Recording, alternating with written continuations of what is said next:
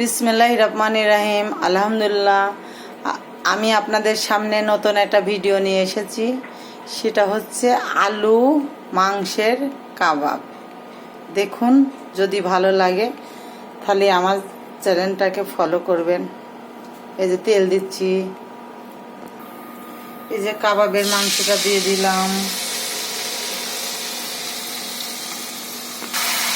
এই যে পেঁয়াজ, এলাচ, দারচিনি, লবঙ্গ আর তেজপাতা দিয়ে দিলাম। এই যে ঝালের গুঁড়ো 2 চামচ দিয়ে নিলাম।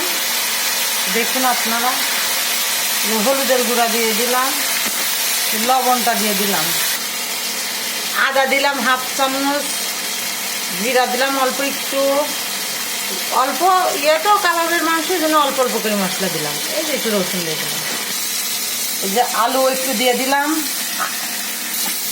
এই যে আমি একটু কষিয়ে নিয়ে তারপরে পানি দেবো। আমি একটু কষিয়ে নেব। এই যে একটু পানি দিয়ে দিলাম। এই যে আপুরা ভাইয়ারা, আমাদের রান্নাঘরের পাশেই একটা ছোট্ট একটা লেক আছে। লেকটা অনেক সুন্দর। আমি রান্না করি আর দেখি। এই দেখেন, আমি ভর্তাও করছি, এখানে আবার আপনাদের লেকেও দেখাচ্ছি। আলু আর মাংসের কাটলেটের জন্য এই যে আলুটা ভর্তা করে নিয়েছি, পেঁয়াজ ভেজে নিয়েছি, কাঁচা ঝাল ভেজে নিয়েছি, ধনের পাতা দিয়ে ওইটাকে এবার ভর্তা করবো আপুরা ভাইয়ারা। এই যে ভর্তা করছি, এই যে লেকের পাশে দাঁড়ায় দাঁড়ায় দেখেন ভর্তা করছি। লেকটা অনেক সুন্দর। মাংসটা কষাই নিচ্ছি।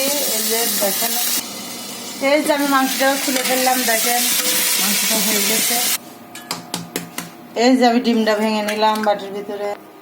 এই যে আপুরা ভাইয়ার, আমি এই যে এইভাবে শেপটা করে নেব।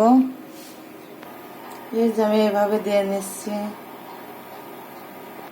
এই যে আপুরা ভাইয়ারা, এবার আমি ঢেকে নিলাম।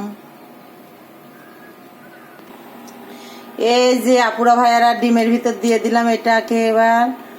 এবার হচ্ছে বিস্কিটের গুঁড়োর ভিতরে করে এবার তেলের উপরে ছেড়ে দেবো। বিস্কুট দিয়ে এই দেখেন, এই যে আপুরা ভাইয়ারা দেখছেন আমার আলুর মাংসর কাটলেট এই যে হয়ে গেছে রেডি। দেখছেন আপনারা, আমি এবার তুলে নেব। এই যে দেখেন, এই যে আপুরা ভাইয়ারা, আমার এই যে আলু মাংসের কাটলেট করা হয়ে গেছে। দেখছেন আপনারা, রেডি। অনেক সুন্দর, অনেক লোভনীয় লাগছে। বাসায় ট্রাই করবেন। আর এই যে আপনারা দেখছেন, আমাদের রান্নাঘরের পাশে ছোট্ট একটা লেক। এখানে দাঁড়ায় আমি রান্না করি আর এই লেকটাকে উপভোগ করি। যদি আমার রান্না করাটা যদি ভালো হয়ে থাকে, আপনারা আমার পেজকে ফলো করবেন, লাইক করবেন, শেয়ার করবেন, কমেন্ট করবেন। আজকের মতন এই পর্যন্ত কি, আল্লাহ হাফেজ।